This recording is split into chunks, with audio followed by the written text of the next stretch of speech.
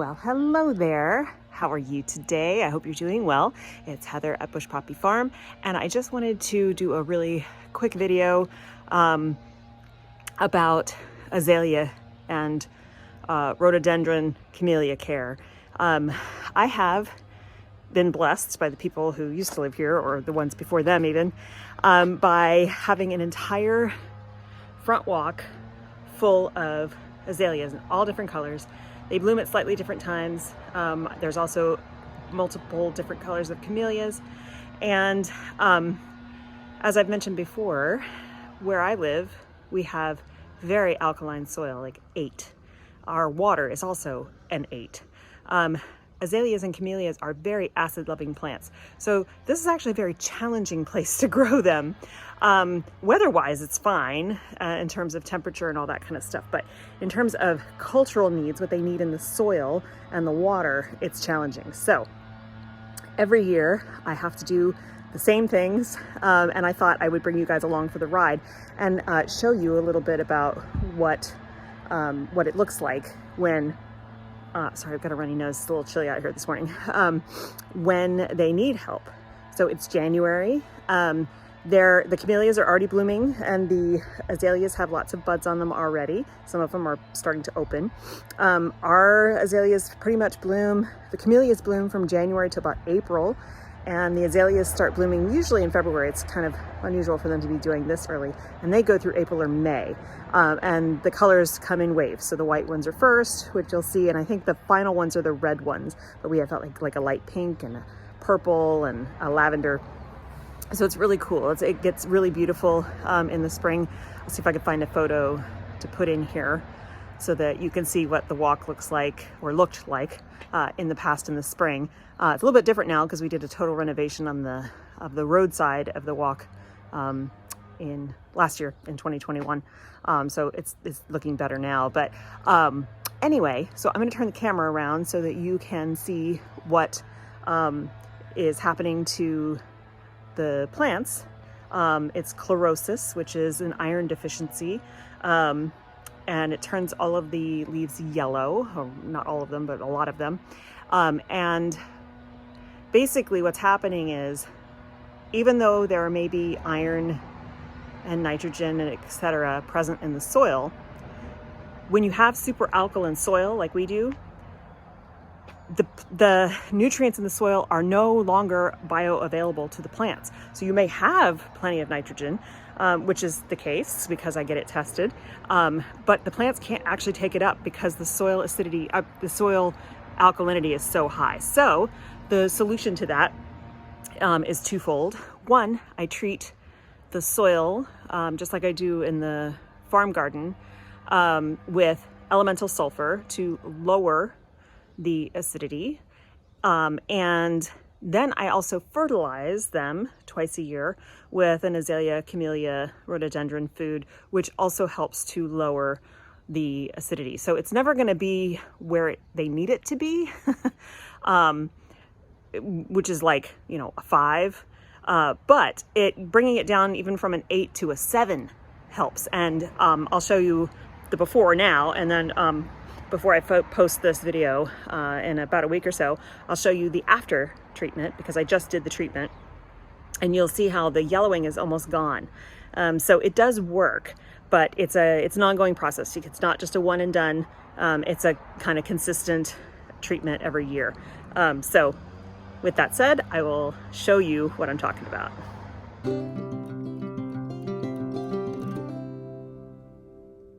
Okie doke, here is the front walkway. The first azalea right here, as you can see, it's already got buds on it. There's a white one right there. So this particular shrub is white flowers, and you can see the yellowing on it. It gets way worse in some places. This one right here, not so bad. Doesn't have any, it's still got some on it, but it doesn't have any buds yet. I think this one might be one of the fuchsia colors that we have. Here's another azalea, a little bit of yellowing there. That's one of our camellias. I think that's a white one, but it's just huge and it's loaded with blooms, so I can't wait till that one blooms. Here's another white azalea, and you can see the yellowing leaves. on here. This one, really yellow. Lots and lots of yellow. Now I also do not prune them every year. This year is the year for pruning. I didn't do it last year, so I will shape them basically to kind of keep them more shrub-like. So all of these tall stems, which, you know, they're kind of coming up out of the shrub itself, I'll take those off. Here's one of our other camellias. Look at that flower. I love this little swirly color. I think it's so pretty. Okay, so then more yellowing here. Some of them don't look so bad, but some of these are another camellia. Sorry about the lens flare there from the sun. But this one, ooh, that looks terrible. And this is a different, slightly different azalea. It's much smaller. The leaves are much smaller than the others, and it's got a different color flower. And then it's the same as this one over here, which is also super yellow. Good news is, once you treat the soil, and you can actually see the elemental sulfur pellets in there, I have to water them in with a hose because, like I said, it's pelleted and you kind of have to break that up and melt it. And since this whole area is on drip, that doesn't do the job. So I have to actually use a hose to kind of melt it in. And I also already fertilized them today too, so I wanted to water that in as well. Look at that camellia. Isn't that glorious? Okay, so we have a few more over here. Look at my jade. This jade has been in this pot for probably 15 years and it blooms every year. So there's another one of these tiny azaleas right back here. And then this one's just a big rangy one. It really needs to be pruned, but it also has yellowing on the leaves. So every time I see the yellowing, I get a little concerned and worried, but I know through experience and having treated it multiple times that all it takes is the elemental sulfur as well as the fertilizer, and in a week or so, 10 days, they'll look so much better. Going back to the watering, if you do these treatments or anytime you fertilize, you do want to water it in, because if it's just sitting on the surface of the soil, it's not really doing anything. So especially if you have a mulch already there. We are not supposed to get any rain for a while, which is really a bummer. Looks like the rest of January is going to be dry. So our drip system will start taking over again. But again, drip is great, and especially in drought-stricken places where you can really conserve the water.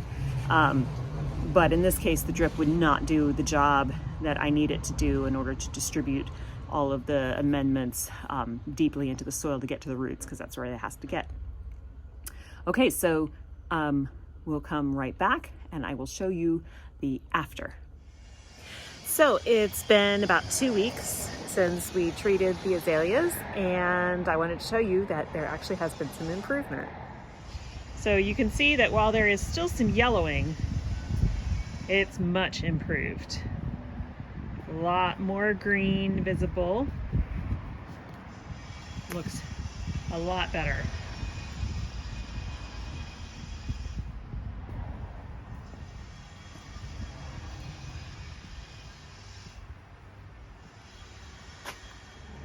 So the best way to treat chlorosis in high alkaline soil for me is to use elemental sulfur as well as a good fertilizer for the azaleas and camellias, and then it's patience basically. Watering it in and being patient, and then everything gets better. So now they have a much better chance of a good flowering season, and they aren't as stressed. But like I said before, this is something I have to do roughly once a year, sometimes twice a year, so I just keep a close eye on them. Thank you so much for watching this video today. If you liked this video, please like this video. And if you haven't subscribed yet, now's the time. Have a wonderful weekend, and I will talk to you in the next one. Bye.